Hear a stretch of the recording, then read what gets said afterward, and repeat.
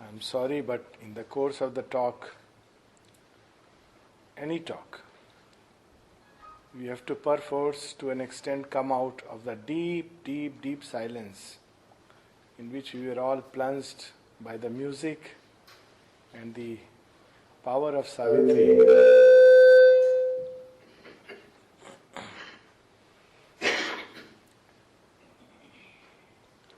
Sometimes one does feel that all our speech is a violence to this silence, which is so beautiful.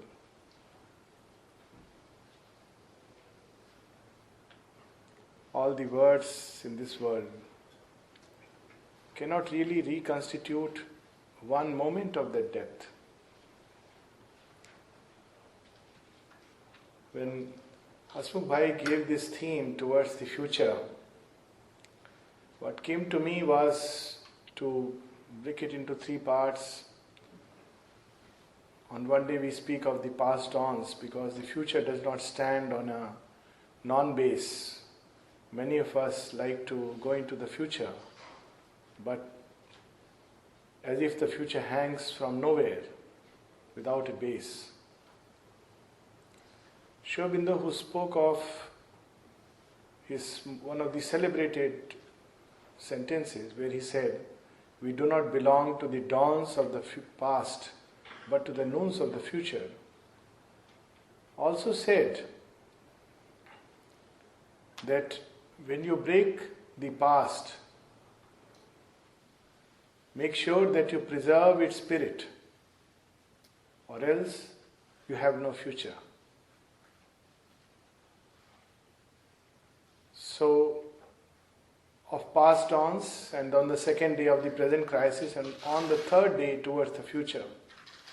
But what is amazing is that when Narad was reading those lines, everything that in the three talks I could imagine, nothing has been planned, but I could imagine that could be said by all these speakers was already contained in it. If we could really hear the lines carefully, everything was there. And one of the first things that strikes us, yesterday night we had this little session on the psychic consciousness. And we were sharing how we have to, the first thing before we speak of a new hope, the first thing is to have a new vision, a new birth.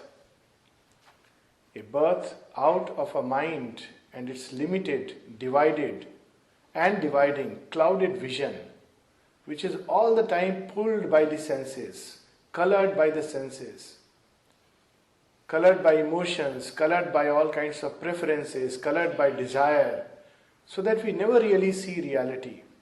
That's why we had this beautiful one line which summarized everything. When Aurobindo says that how our mind and life and its early strivings, what they have done so far, and then he gives that master touch when he says an unborn power must build reality. There is a power which is yet to be born. Of course, we know now it is born, but Aurobindo, when he wrote Savitri, speaks of an unborn power, and it has to be born in heart to heart. It is born now in the world, a new world. The mother, when she gave this message about the supramental descent, she says, a new world is born, born, born. And then she goes on to say that it's not just a new conception. It's not just a new way of looking at old things. It is an entirely new world, a new creation, something which has never happened so far, something that the world is witnessing, the birth of a new world. But we also know that every time a new force, a new consciousness has entered the earth, before it can establish itself, before it can assert itself, before it can spread itself in all its many-sided splendor, the vital forces, the forces of mind, the old world intervenes to give it a very, very different appearance. And therefore the new world has to struggle through all these mazes, through all these appearances. It as if goes below a layer of humanity, and then it must come out, breaking through all these layers, which Hasmukh Bhai was referring to in the mother's message, that the great battle of the future between the truth that is born and all the falsehood that surrounds it all around, stifling it, or worse still, imitating it. Because it's one thing to oppose truth, it's quite another to imitate it. So, but this is an inevitable process, and we have been assured of the victory of the new world, which we just read, and also in that beautiful music, which I think is the mantra of today's age, Satyamev Jayate Nandritam. The truth shall win and not the falsehood. So this is the theme of this whole journey. But to see it, to see our past, to see our present, to see even our individual life, we need a new orientation and a new vision. Not by the mind can the truth be known. Aurobindo says one of the first things necessary in yoga. What should be the first step of yoga? What kind of breathing exercises should we do? What kind of asanas are best? What kind of meditation is the most useful? Which technique is helpful? Aurobindo says the first thing we need to do is to exchange this surface orientation, this clouded vision of the ego, with a deeper orientation. The surface orientation is that which puts the individual ego and its little interest at the center of life, and imagines God to be a genie who must dance around to our own tune. Like a slave, we need to only order God, and He must create for us what our life desires. And when that is smashed, we say, there is no God. Who says there is a new world? I only see the slain corpse of my desire. But we do not know that what is slain is only the beginning of a new start. The dead returns in a new body. It is given a new form, a new consciousness. Thus we can cast our look back. We read yesterday those lines from Savitri. How when we look from the psychic vision, there is a way of looking at life from our ego-bound vision, which is clouded by appearances. I envisage if there was CNN, IBN at the time of the crucifixion of Christ, or at the time of the great Mahabharata war, what they would have reported through all the TV channels about the crisis. They would have said, there was a herdsman who was misguiding people, and finally the state has been able to fix him up. What they would have said about Krishna? Oh, that cowboy, not cowboy, sorry. All the same, Krishna is a cowboy. Oh, that boy who used to milk the cows, who has risen to fame by notorious means. And there would have been 2-line entry in the Encyclopedia Britannica that who was Krishna? He was a charioteer of the great mighty armed warrior Arjuna, who shook the earth by his bow and arrows. This is the human vision. But time conceals something else in its depths. And time unveils that he who was crucified was victorious from the cross. And they who crucified, they knew not what they are doing, and their names are forgotten and washed by the dust and sands of time. That he who was driving the chariot as a milkman was not just the driver of the chariot, but driver of the ways of humanity through the great war. And because of him, great nations were born, and because of him, hope is sustained and faith is rekindled in human hearts. There is a very little story in the context of the Mahabharata, that when the war is over, Sanjay, who has the divine vision by grace, and Dhritarashtra, who is like us, the blind king. So he asks, what is the purpose of all this chaos? I don't understand. People say it is the age of Krishna, and Krishna, they glorify him. But what has he done after all? Such a battle in which brothers have killed brothers, flung upon each others. How nice if he could somehow bring them together in a very nice peace pact, and everything would have been so beautiful. They say he is divine. What is this divinity which has destroyed an entire clan of great warriors? So Sanjay has this to say, that blind king, I know you are blind by birth like all human beings. But what is a greater curse is that you are not only physically blind, but you are also psychologically and spiritually blind. Because there is no greater curse than that. It's one thing to be physically blind and quite another to be spiritually blind. But he says, I'll tell you one thing. I have seen the great battle, and I have seen the beginning and I have seen the end of this battle. And I must tell you that much, much later, when the ages have passed, when men would have forgotten whether there was actually a war or not, they would doubt the very existence of such weapons which could destroy civilization, which had the power to destroy civilizations on the tip of an arrow. People would doubt whether these were myths or legends, whether this actually took place, where there were really men like Arjuna and Bhima, or they were just fictions of the human mind, because history doesn't document these depths. And it's forgotten much later when human beings begin to read it. So he says, but two things will survive, and they are enough recompense for all this crisis. What are those two things?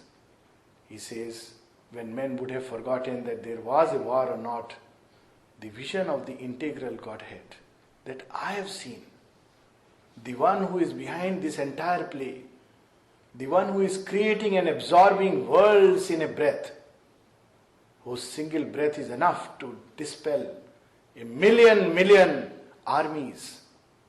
We read that beautiful line, we just heard it, Bidyanti, Hridagranthi, Chidyanti, Sarvasanshya, whose little touch is so liberating.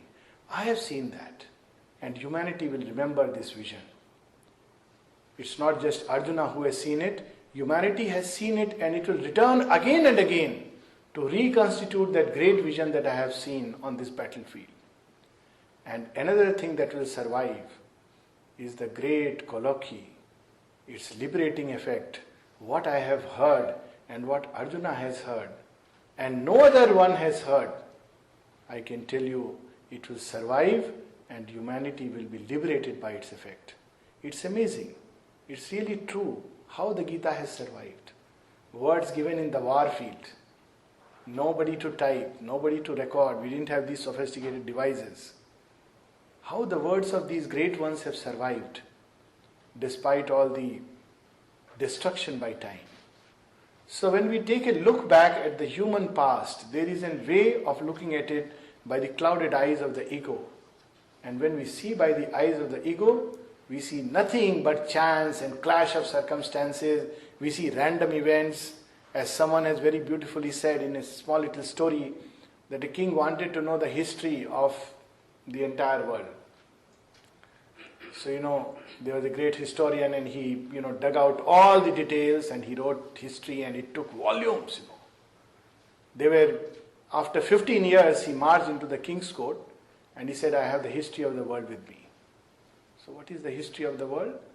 He says, well, sir, you have to allow me to bring all the files, the books into the court, and I have about 10 donkeys, and on each donkey there are 10 volumes of all that I have documented. So the king says, you expect me to read all this? Sir, you asked me.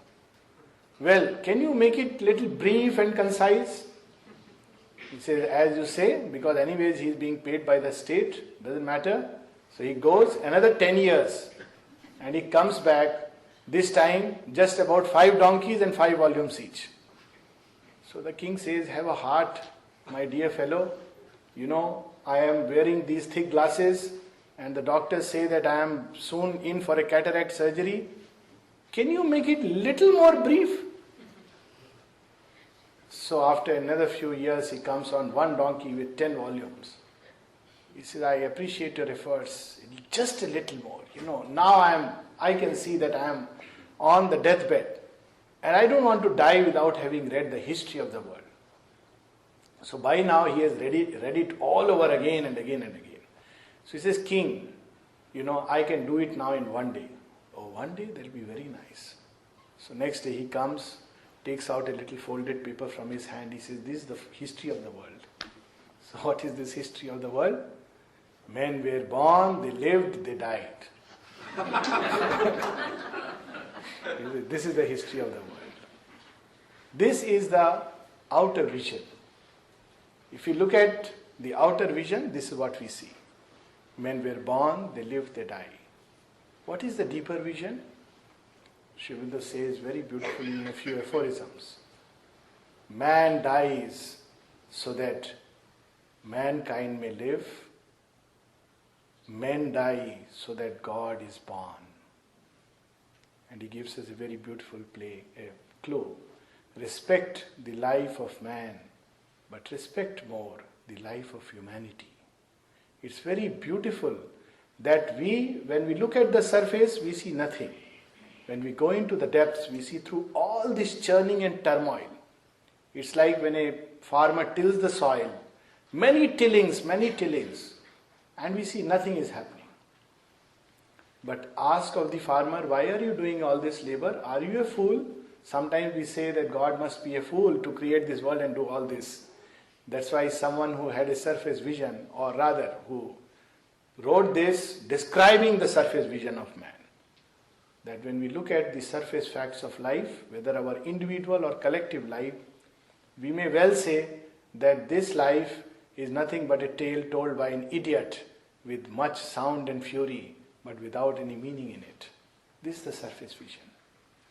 But there is a deeper vision, and we look at the deeper vision, we see behind all these tillings of the soil, layer after layer of humanity, there is something which is happening inside. A little seed is preparing itself to emerge into the sun. And these tillings, so many tillings are required in this whole process. Aurobindo says that what we call today is the savage is not an original savage, but the descendant of a once developed civilization. Now today we are really on the verge of, there are reports which say that yes, this is not the only cycle of humanity. There have been many, many cycles which have come and gone. The problem with us humans is that we live only for 85 years, or maybe that's the average lifespan I am saying, or maybe for 100 years, and we want to understand God within those 100 years. Not even those. We see the events of those 100 years and we decide the future and the fate of this world. But there is hope despite all this. Asmuk Bhai was saying, what is the hope of this crisis? There is hope because there is the divine. There are two ways we can understand life. One, from the psychic depths. And when we look at it, we see that all these revolutions that pervade the earth are but faint beginnings. In music, those of us who are familiar with music know that, in music there is a very long period which is called as alap. If you ever go for a overnight concert, I went once running away from the college premises to hear Pandit Ravi Shankar throughout the night, and was very excited about the whole event. So we gate crashed because we couldn't afford the ticket. And, it started, and we are waiting for the real thing to come up, what we thought is the real thing. So 10 minutes, 15 minutes, we were thinking he's just setting the instrument, like what little bit, half an hour, 1 hour. So we started getting bored and sleepy. So I asked my friend, what's this happening? So all of them were like me, completely ignorant. So we waited and waited. So it was almost 2 hours, and we thought, I think we should just go away from here. Then we felt a little pace is picking up, slightly. Thank God we waited. We didn't quit the game. Some of us, seeing the early beginnings of life, either individual or collective, we say, oh, this life, so boring, so difficult, so terrible, let's quit. Let's find the shortcut to nirvana. And whoever can give us a ticket at the easiest price, $2,000 course for 1 week, and you're launched into nirvana, we rush to that Babaji. We don't have patience to play the whole game. So we waited, and slowly this little alap began to grow into a melody and music, and we didn't know whether we slept or kept awake or what we received, but by morning we were really lover of that music. It's amazing. Much later I learned that the better if a person has to play a real raga to its utmost, the alap must be prolonged. Otherwise you cannot. It's not like a fast food restaurant, this universe, that God just puts things in a microwave and they just come out fine. It's a slow cooking and a slow brewing, so that the very essence of everything comes out. And with that essence, that's the difference between soup and just putting things into the fire and taking out. Because the essence comes out. And that essence, the sap of life. When we look at life from that vision, everything becomes very different. Or if we don't have that vision, then we have an alternative choice. Or perhaps that's the first thing we need to do. And Aurobindo says we must carry faith in the heart. What is this faith? He says triple faith. The faith that there is divine in this world behind all the anomalies and apparent clash and chaos. This is the first faith. It's not a religious faith or a dogma, but it makes a world of difference. If there is no divine in this world, then what is the big deal? Whatever we may say or do, all our speculations and intellectualizations and extrapolations and imaginings have no value, because at the base of the world there is nothing. And if there is nothing at the base, everything collapses back into nothing.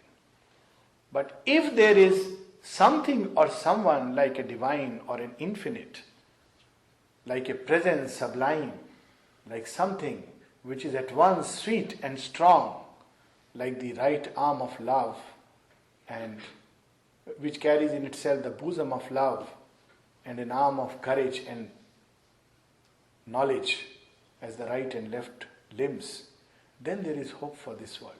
Not because of us, but because of that presence. So he says first faith is that there is the divine in the world. Second faith is that if he has called you to the path, if he has awakened in us the aspiration, then there must be a purpose in it. Sometimes when we look at ourselves and we look at the appearances, we say, well, I'm the most disgusting creature. But if something has touched us and called us, however disgusting I may be to myself or to others, he knows. And we must trust him. And the third faith, he says that if he has called us, he will carry us through, our difficulties notwithstanding. If this is true of an individual, it is far more true of this universe. Who is managing this world? Who is managing this universe? Who is behind this great governance of life? Are these stars hung in space just like that? Aurobindo tells us the entire story of the past, how it has emerged out of nothing. It doesn't stand on an anomalous base. The first thing divine does is he lays matter as the base for a great evolutionary journey. It's only the base, the platform. And we have a tendency to over-identify with the platform, just as we over-identify with the form. This is human nature. It's not, we just think that is all.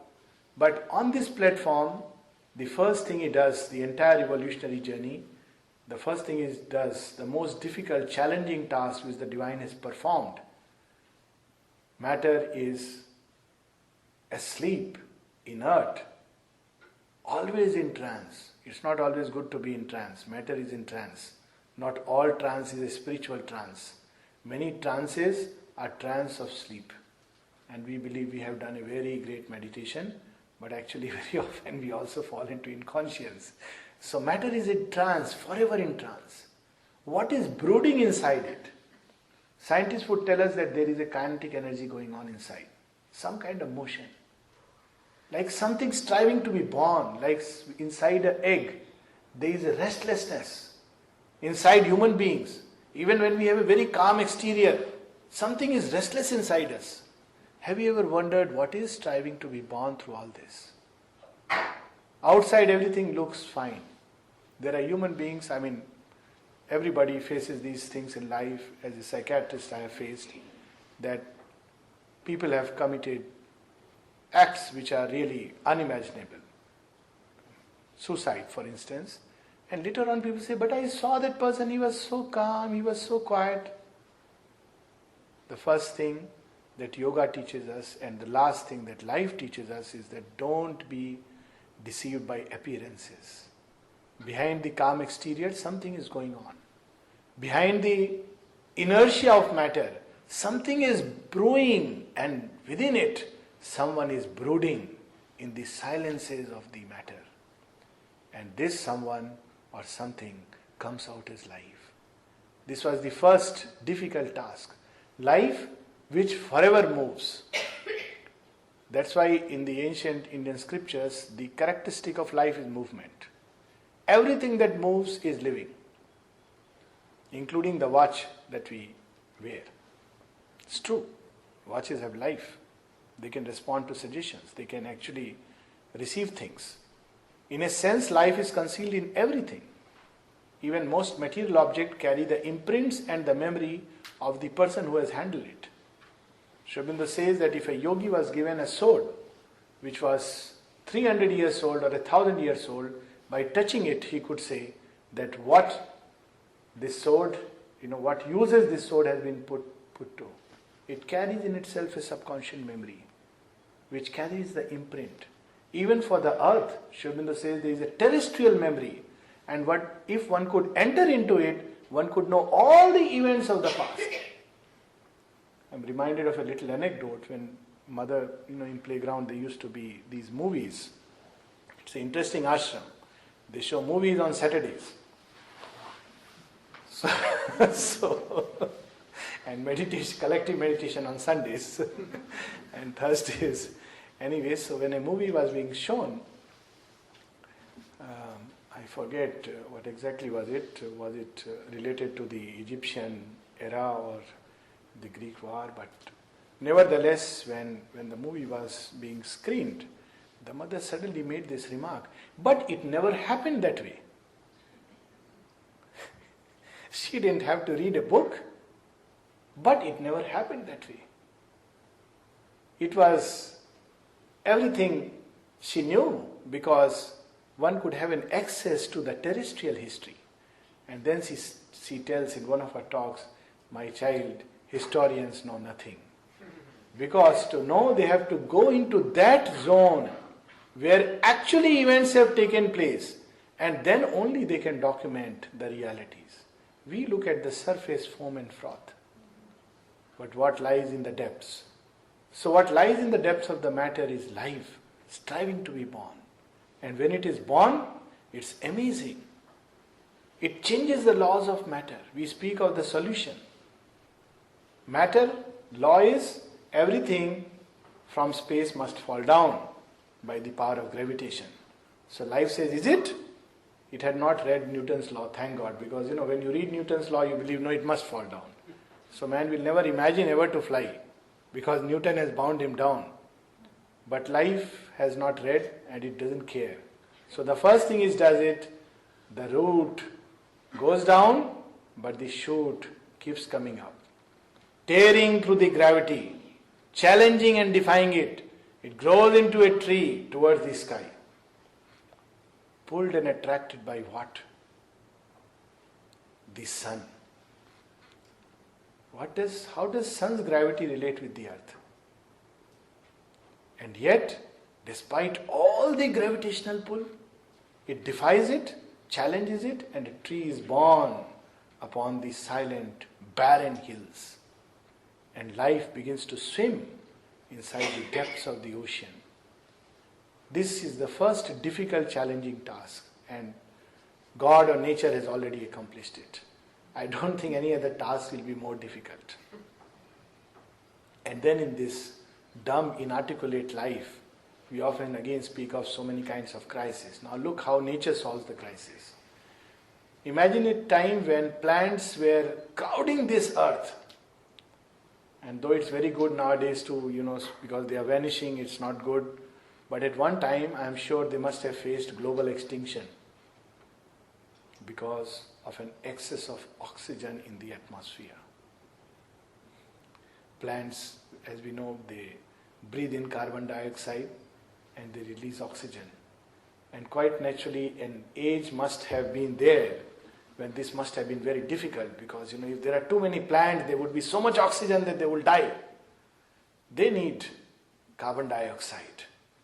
So, imagine a committee of plants coming together and trying to find all the solutions. And after they have gone with all the resolutions and, all the things that the United Nations of Plants must pass, God has another thing up his sleeve. And he says, okay, doesn't matter, I'll have a life form which will breathe oxygen and give out carbon dioxide. Happy? So plant is happy. Problem is solved. That which seemed to be threatening becomes a complementary. It's amazing how the divine solves the problem. And then out of this, there's a new emergence of a thinking creature. Now it's very interesting that with each new emergence in the past, when we look at the evolutionary history, that which was the great capacity of the past is lost and a new capacity is born, and later on the past has to be reintegrated with the present. That's why evolution is such a complex process. We just think that God must give a magic wand and suddenly now the supramental world is there, so there is no problem. And everybody should begin to fly and must have bodies of light. There are even people who are trying to do those kind of yoga and saying that now you don't need supermind and psychic being and all this and outdated stuff. We need technology and that's enough.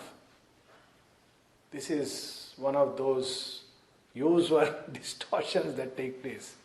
But let's see how nature does it, with how much patience. When out of the creatures of the water, the creatures of the land are born, we know that this is the evolutionary history. What do they lose? The ability to breathe in water. They must undergo that loss. There is no other way they can come onto the land. What do they gain? The ability to run on the plains. A fish can't do that. A crocodile can't do it with all its strength. But the creatures of the land can do it. So out of the creatures of the land, the creatures of the air, what they must lose is the ability to run on the land. Ostrich is an exception, but it cannot fly like that. They must lose that ability. But in the bargain, they develop wings that can carry them to the air. And if these creatures of the air must once again come back as quadrupeds and bipeds, what must they lose? The ability to fly and gain something anew. Now this process is going on, and finally when man emerges, he must lose all the sharp instincts of the animal, the vital force of the animal. That's why animals survive without filtered water. We can't. We fall sick. Animals survive, thankfully. I have a feeling that they survive because there are no doctors in the animal world. And let's be a little more kind to the doctors. Otherwise, when I go back, they'll probably ban me from, being part of the medical association. But nevertheless, animal world has no doctors. Nobody is there to tell them, that this is this disease or that disease. And yet, animal world has not only survived, but evolved into human beings. But when we develop into human beings, we lose many of these abilities. One of the things is this tremendous vital force. We need clothes to cover our bodies. We are afraid of everything. We may catch cold if there is cold. We may have a heat stroke if there is heat. We may die of excess. We may die of less. My God, so many things the mind has to take care. This food, that food, and all kinds of books with all kinds of foods. And if you read two books, no two books tell the same thing. One will praise milk like anything. They will say milk is the only diet. You read another book, it will say never touch milk, never go to it. From cancers to, everything is all milk. So we have these extreme views because mind is like that. But poor animal doesn't know whether he should drink milk or not. Nature tells it drink milk, it drinks milk. And it usually lives a normal lifespan. So when the mind comes, it loses all the vitality of the animal. Because that's the condition. But does it lose? No, it integrates all this. The dreams of the past, their essence live on and they take a new form. The fish is not lost. It lives in the man. That's why human beings not only love to swim, with their mind they will create submarines and ships that sail across the oceans. Because the fish is alive in us. Even in our womb, we go through all these shapes.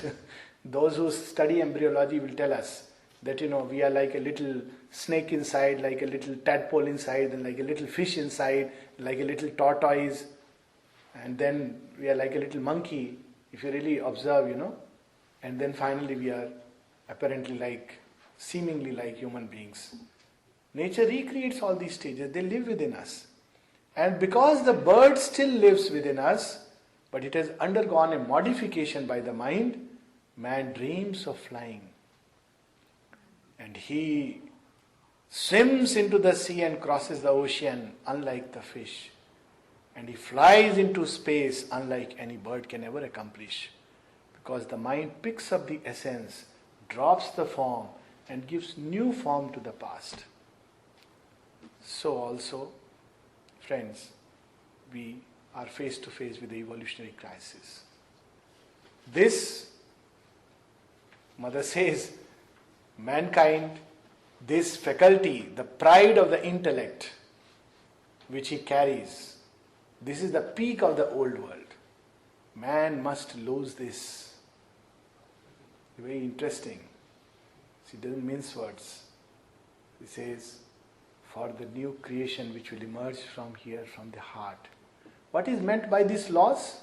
It does not mean we should become irrational.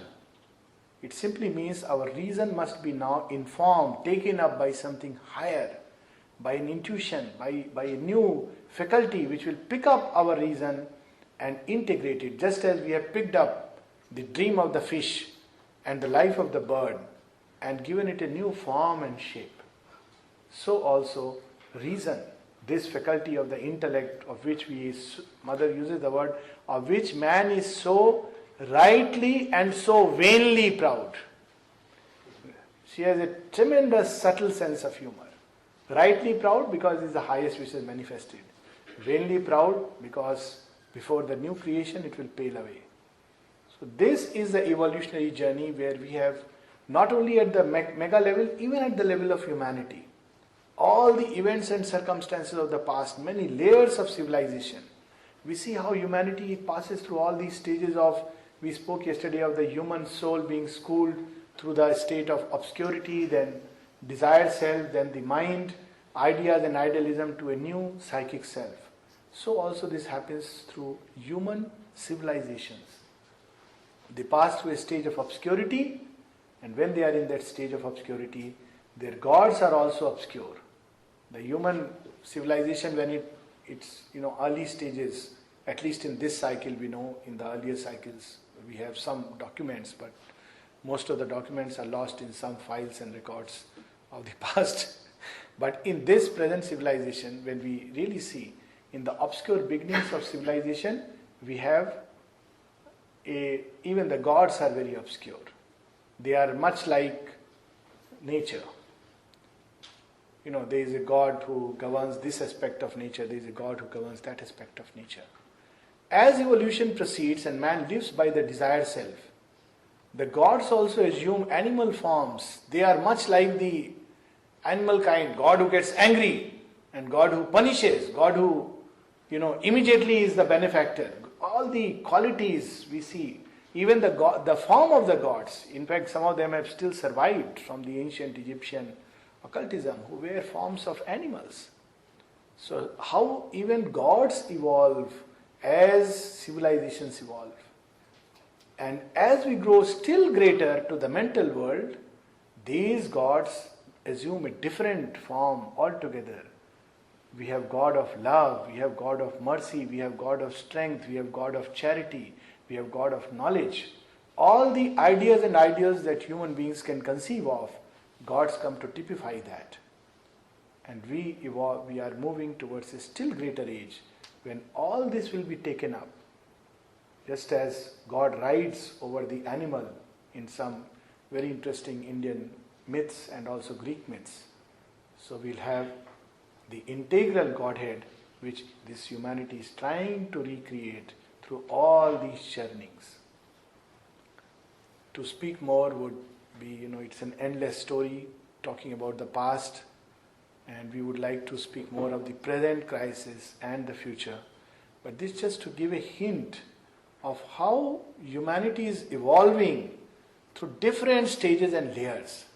In a small little book called, it's not a book, it's a collection of essays, in very early essays, which was originally written in Bengali. I am saying so that we can, those of us who have access can go back and refer to it. There is a small little essay of Sri Aurobindo, The Chariot of Jagannath. Now we know in Odisha there is this Jagannath Rath Yatra, the chariot of Jagannath. Jagannath is the Lord of the worlds, and he is taken out and everybody is pulling the chariot. The kings and the courtiers and the commoner and the ordinary man and the priest, all alike, they are pulling the chariot on the highways. And the great poet Tagore had something very interesting to say. He says, when the chariot is going on through the roads, there are those who fall on the, doing pranam to the Lord. They are falling on the road. So when they fall on the road thinks, I am God. Look, they are falling at my feet. Path jane ami dev. The chariot thinks, no, I am God. They are falling at my feet. Rath jane ami dev. And the deity inside the idol thinks, I am God. They are falling at my feet. So the Dev jane ami dev. And what is the punchline is Hase Antaryami. The one who is hidden in the Rath, in the Path and in the idol, he simply has a laugh that look. So similarly today we believe this man or that man is moving this world or changing the events and circumstances. This is simply a limited scene, a trick of the senses. When the divine decides things to happen, they happen in a trice. And when he wants a crisis to continue, then try we may, but things don't happen. I'll just narrate one example, after which we'll read something from Savitri. So in this chariot of Jagannath, Sri speaks of this human civilizations, how they grow through stages of tamas and rajas and sattva. And he says, no civilization till date has ever been able to recreate the ideal society which is typified by the chariot of Jagannath. It is kept for some future age. So it's a very beautiful essay. Please read it if you have access. It's available in English translation by Nalini Gupta, but may not be online. So certain things are still not online, and you have to go offline, take the trouble of going to Pondicherry. The book is not freely available, it's available from WAC. Do take it and read it. It's a wonderful masterpiece.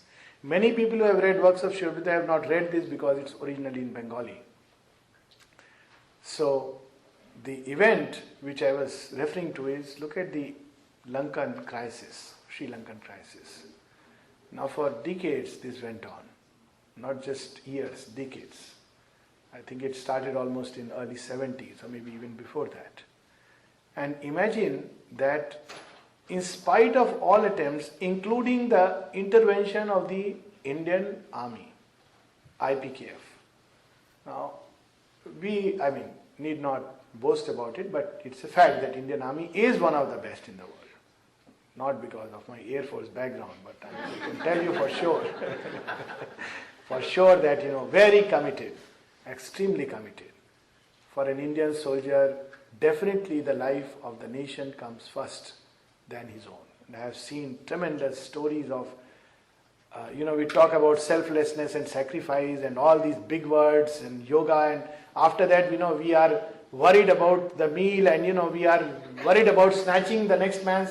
But I have seen the most uneducated fellows, literally saying, "Sir, you don't go, I'll step in front." And the officer saying, "No, it's my work to lead." It's amazing. It's been so inspiring. So this army went to Sri Lanka and could not win the war. It's amazing. There were so many reasons attributed to it. Guerrilla warfare, this, that, but just failed. It had to be withdrawn. India lost one of its very upcoming prime minister. Yet, look, when the time comes, with all these great men, nothing happened. But when the time comes, the entire thing changes like a pack of cards. What was its purpose? How did it happen? How did it prolong itself? Where is its future? We don't know. But this we know, that when the hour strikes, then nothing can resist it. So this is the hope and this is the faith.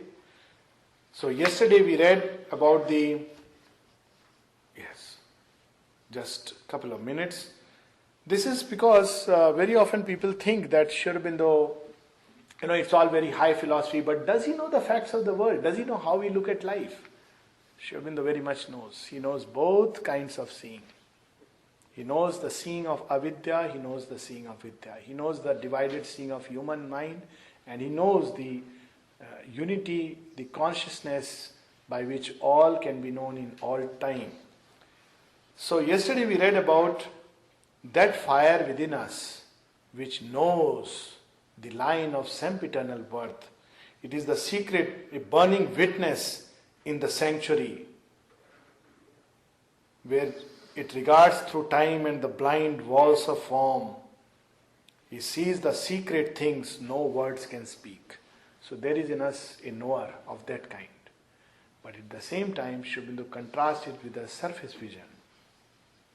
But all is screened, subliminal, mystical. It needs the intuitive heart, the inward turn. It needs the power of a spiritual gaze. If we really want to make sense of what is there in the past, our own individual and this world, we have to discard our surface seeing. It's just not possible by any intellectual theory or intellectual mind and the sense data to arrive at the truth of things. What we need to develop is the intuitive heart and the inward turn and the power of a spiritual gaze. Else to our waking minds small moment look, a goalless void seems our dubious course. Some chance has settled or hazarded some will, or a necessity without aim or cause, unwillingly compelled to emerge and be. These are the theories we find. This is all a chance, this is a random game, some weird necessity, desire that created this world. Sri Aurobindo says all this is the waking mind surface view.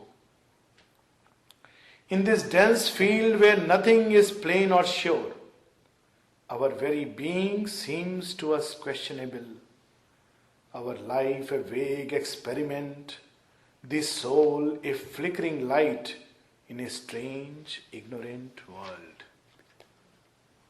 To the surface vision, which we must exchange for this deeper vision, even our existence appears unsure. Really, if we take the pure atomic theories, it's strange. Sri Aurobindo writes in one of his poems, a strange and unreal gospel science brings. Ephemeral creatures for eternity must live. It's very strange that if we are really made of dust, then what is our existence? Are we really chemicals? We go to doctors and they drum it, yes, you are a chemical. So you ask the doctor, you are also a chemical? Please ask sometimes, It's very interesting. He would suddenly, I am not a chemical. All these theories are by chemicals. Chemicals have theorized about chemicals. It's strange. So here he says, our very existence, if you look at the surface vision, our very existence appears questionable. The earth a brute, mechanic accident, a net of death in which by chance we live. To the surface vision, the sun comes out of the bosom of the night and goes back into the night. To a deeper vision, there is no night and there is no day. The earth turns towards the sun or it turns away from the light.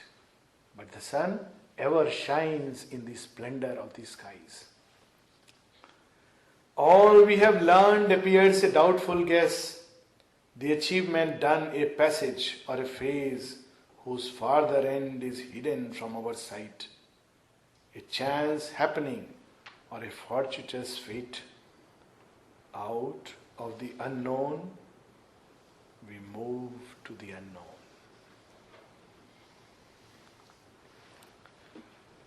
So we can have questions. This is a very, very vast subject. What is the sense and meaning of a past in relation to the future?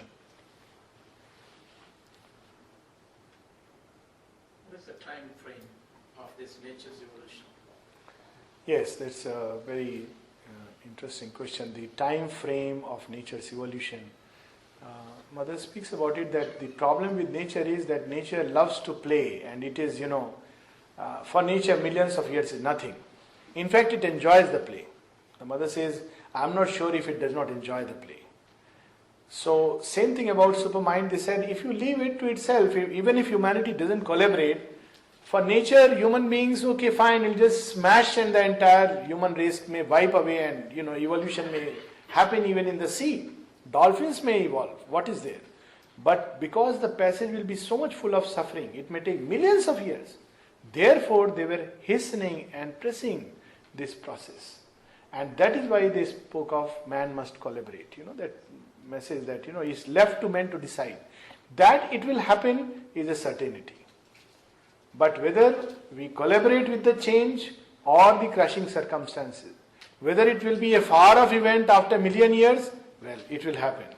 And all these processes, these many cycles, these many strivings and sufferings, or it can be compressed in a few centuries. All yoga is about that.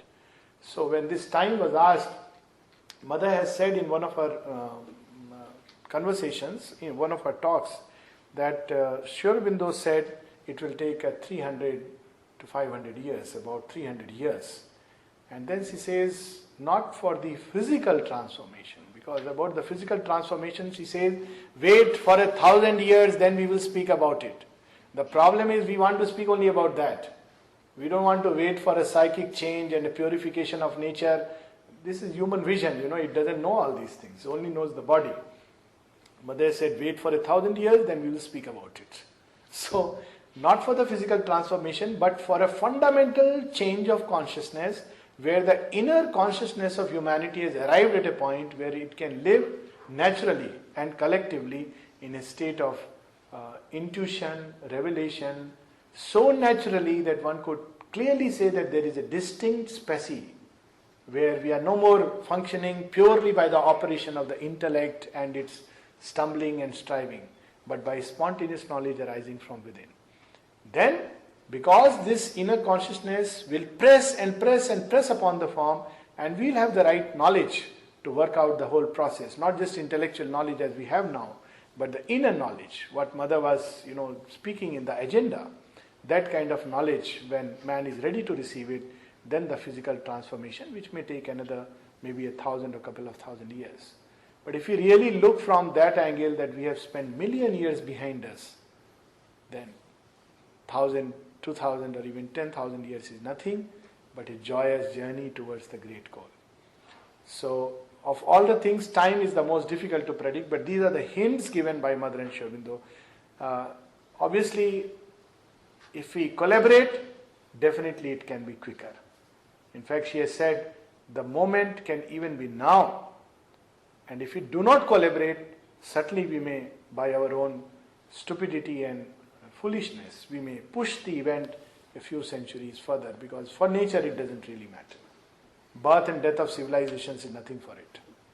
When somebody asked Mother about catastrophes, tsunami came and all these accidents of nature, is it a result of bad deeds and all? Mother says, my child, when you walk on the road, do you even care to see how many ants you are trampling on the road?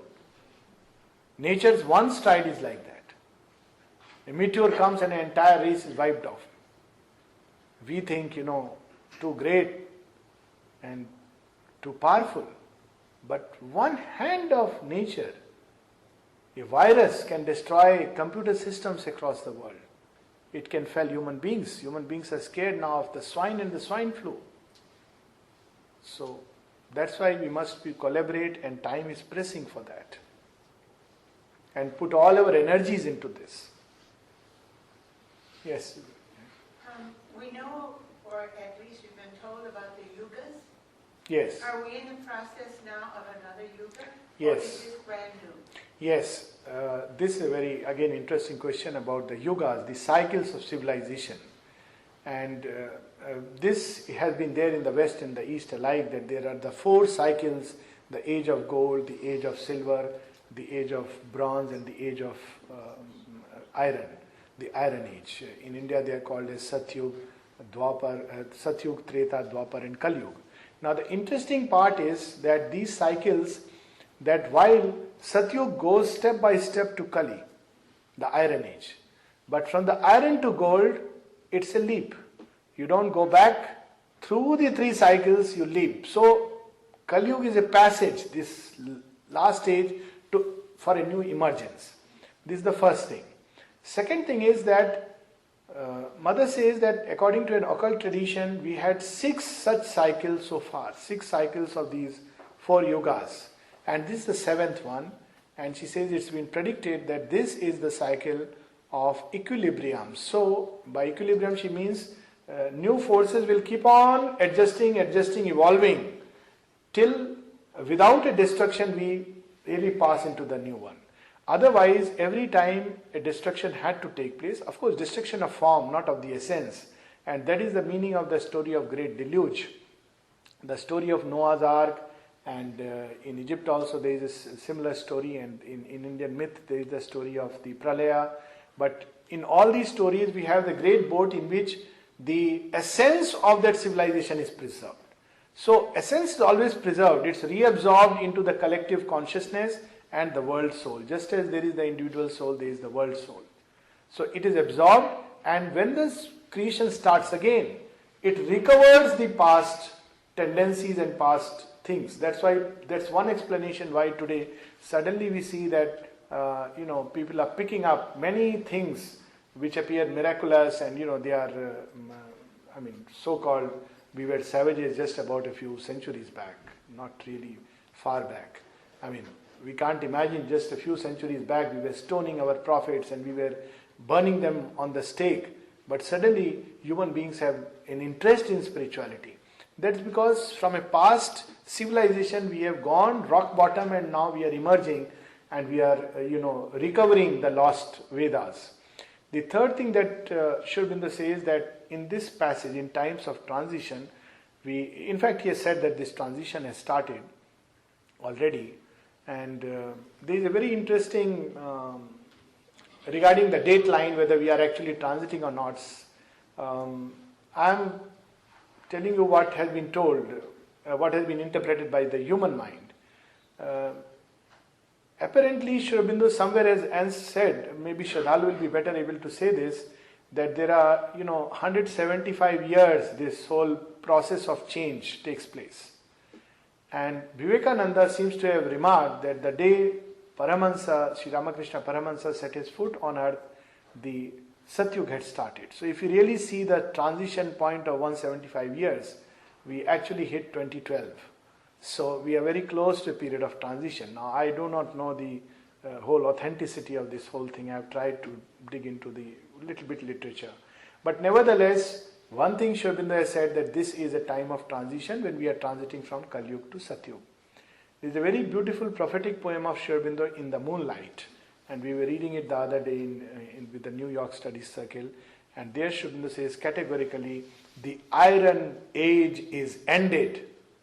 Only now the great strivings of the earth shall shake the nations. And when that has passed, earth vast of its ill shall raise a fairer brow. So this last spasm of the dying past, only now the last spasm of a dying past shall shake the nations. And when that has passed, earth vast of its ill shall raise a fairer brow. So the Iron Age is ended and the New Age has started, which is very evident in the children today who are so straightforward, so frank, and I'm so happy. I always say, even the other day I was saying, I feel so inspired to see young people in New York Study Circle. I really felt so inspired that, I mean, it's amazing. At this age, people normally go to dance bars and pubs and whatnot. And here are youngsters who have come listening to yoga. I mean, this is New Age. This cannot be but a New Age. And so there is this New Age which has started. Now, another thing Aurobindo says, in each such yuga, there are sub-cycles.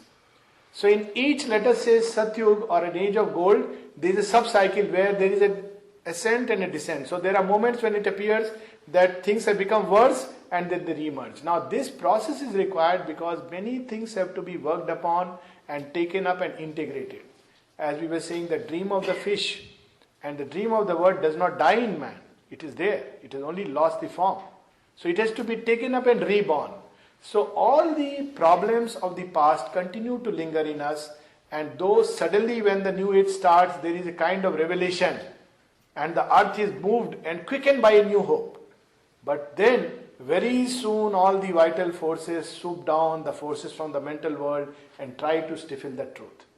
But then again truth emerges victorious. So this will go on maybe for a few centuries, and we will most certainly see the age of gold. Aurobindo writes in the same poem, we see at last what John in Patmos saw, what Shelley dreamed, vision and vain imagination dreamed, the city of delight, the age of gold. So definitely the New Age has started, not the New Age cult, which is very often a distortion of the real thing, but the New Age is there. We'll have 10 minutes break. Okay, we'll have it tomorrow, question and answers. This evening also.